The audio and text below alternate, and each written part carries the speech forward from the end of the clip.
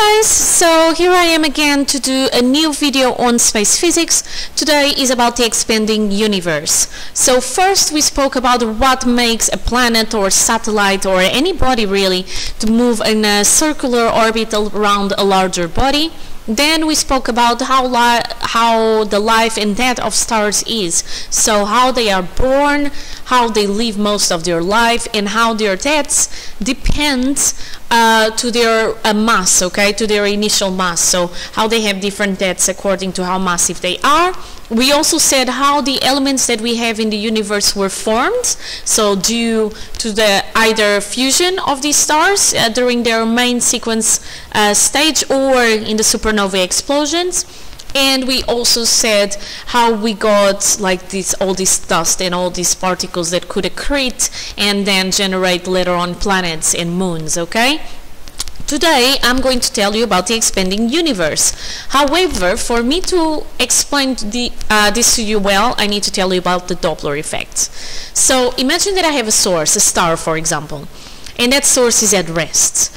I can carry kind of a fingerprint of that source, of their wavelengths or their frequencies, and I get lines such as this, okay? So this is, for example, an absorption spectrum of a star, okay? So if the object is at rest, it's going to have these lines in here that I can see when I look at their spectrum and tell me how they are behaving and or which elements they have, and that's all done.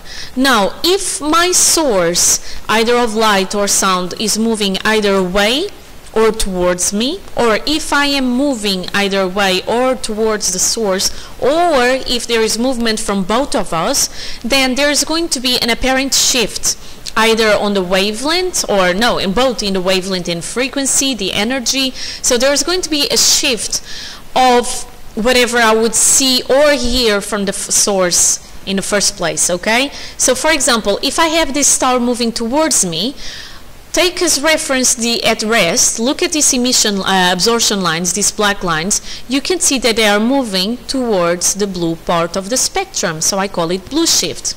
On the other hand, if my source is moving away from me, then again take the at rest as reference, see that the same lines are now appearing to shift towards the red part of the spectrum, okay? So this is called redshift.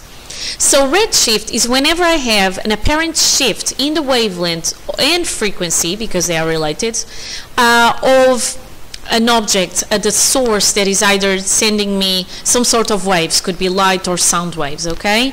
So in reality the source is still emitting at the same wavelengths and frequencies, but because the source is moving in relation to us, then these waves seem to get squashed or stretched, okay?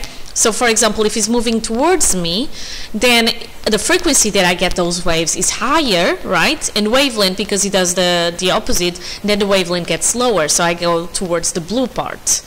On the other hand, if that thing is moving away from me, the frequency, imagine I do this in lessons by throwing a ball to a student and the student throwing me the ball back, and we do it every second, and then we are both moving either way or towards each other, and what happens is you would get the ball less frequently, right? If you, every time that you receive the ball, you wait a second to send it out. If the person is moving away from you, then you get it less frequently, right? So what happens is that the frequency decreases. This means that the wavelength increases, so I go and I have a shift towards the red part of the spectrum. So the Doppler effect can be put into two different shifts. Blue shift, if me, the source, or both of us are moving towards each other, and redshift if me, the source, or both of us are moving away from each other, okay? Let's do some exercises here to see if we understand them well. So moving away from each other, I would have redshift. The frequency seems to increase, so I get those waves more frequently. Well, this can only happen if I am moving towards that something, or if there is a relative motion that is to get us closer, so it's blue shift. The wavelength seems to decrease. Now, wavelength does the opposite of frequency. So if frequency increases, wavelength decreases.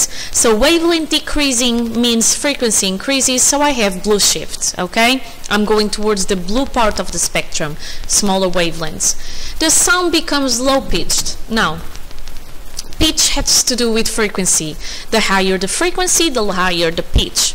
So if the sound becomes low pitched, then I have redshift because the frequency decreased. You see this happening with ambulances or police cars as they move towards you and away from you. The sound of the siren is different, right? So blue shift and red shift. In the beginning you have a higher pitch sound and then it goes into a lower pitch sound. This is because of the Doppler effect. The wavelength seems to increase. So if my wavelength is increasing, it means that my frequency is decreasing. That means that I have red shift, okay? I'm moving away. Moving towards each other, blue shift, the frequency seems to decrease. So it's doing the opposite of the increased wavelength, so it's red shift. Again, me throwing a ball to a student as a student bringing me the ball back.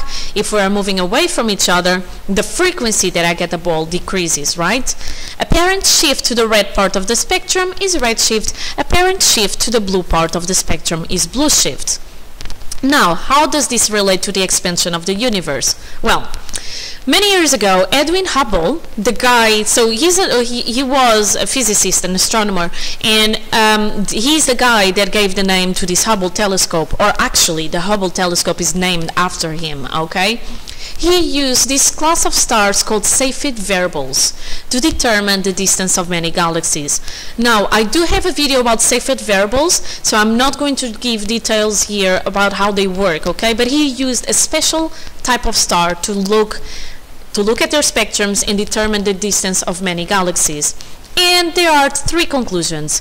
When he looked at the spectra, so the fingerprint of the stars in the galaxy, he noticed that the lines were shifted towards the red part of the spectrum. So there was some redshift.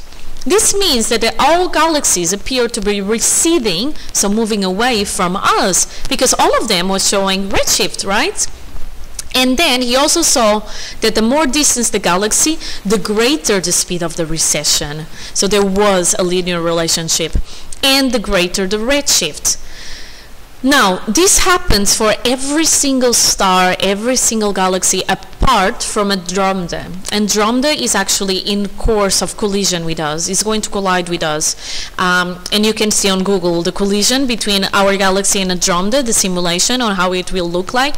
So that one is actually showing blue shift because gravity is pulling them together, so they are going to collide. But every single thing you would look in the universe was showing red shift. So you can put this in a relationship in this formula that says V, the recessional velocity of a galaxy, so how fast the galaxy is moving away from us, equals to a certain constant called Hubble's constant times the distance to that galaxy. And as you could see, you had a linear relationship. The further away the galaxy would be, the faster it would be moving away from us, okay? And the more redshift you would get. So the gradient of this line will be this Hubble constant. This Hubble constant tells me how much I am going to have an increase in velocity for a certain distance. Now, the Hubble constant is still being figured out. We still don't know quite the value of the constant. We know it's going to be a constant, but we don't quite know the number. It could be 72, it could be 71, 70. So we say that the Hubble constant is more or less 72 plus or minus, and then these are the units for the Hubble constant. Kilometers per second, because that's the units for velocity, that the velocity is moving away from us, divided, so over megaparsec. And megaparsec is a unit of distance. It's like 10 to the power of 16 meters, okay? So this Hubble constant, we don't have the number yet, but we are, as we get more data points, we get a better line of S fit, we calculate the gradient, but it's something about that number, okay? They will give you if you have this in an exam. So, what do we then know? So, astronomers have found that the light from all distant stars is redshift. The further away the star is from us, the more the light is redshifted. This tells us that the galaxies are all moving away from us, again, excluding Andromeda, and that the further a galaxy is, the faster it is moving away, so the larger the redshift. Now, let's just think about it. If I would go back in time 5 years, the galaxies were a little bit closer. 10 years, the galaxies were a little bit closer. 100 million years, the galaxies would be a little bit closer. So if I try to do go backwards in time, this redshift that I see suggests that all stars and galaxies are moving away from each other, okay? And then they had to be closer together in the beginning. So the whole universe is expanding in all directions, great. But if I go backwards, then the whole universe had to be concentrated into a certain point. And this is where the Big Bang Theory comes from, okay? So it says that this expansion started billions of years ago, about 13 billion years ago, with an explosion, okay? Now, this is how we started to think about this Big Bang Theory. In the next video, I'm going to tell you a little bit more about this Big Bang Theory, but let me just say that you can see this with balloons or rubber bands. So if you are my student, you are probably going to get a balloon in class where I want you to do some grid like this and put some galaxies, A, B, C, for example. And then what I want you to do is fill in the balloon with air. So what is going to happen is the galaxies themselves, they are not moving, but the space in between the galaxies is moving, okay? And this is the same observations that we have about galaxies. The galaxies themselves, it's not that they are moving away from us, it's that the space in between us, in between the galaxies, is increasing, just like a balloon as you pump air into it, okay? Or just like a rubber band as you stretch it. So if you are my student, you are going to see this in lessons anyway. If you're not, go ahead and try this with the balloons, okay? Try to do this grid and then see that the grid becomes like this. The galaxies are in the same place, it's just that the space in between them seems to increase, and therefore, as the distance seems to increase at a higher rate in the same amount of time, it looks like the further away the galaxy is, the faster it's moving away from us. So I would have a bigger redshift. And then if you let the air out of the balloon, it looks like they all come together into the same place, right? So that's where the Big Bang Theory comes, okay? So, in summary, redshift means that objects are moving away from us. Because we see redshift basically everywhere we look in the universe, it is a suggestion that the universe is expanding. The rate of this expansion depends on Hubble's constant, okay? The galaxies are actually not moving physically through space. It's the space that is expanding. Again, remember this balloon?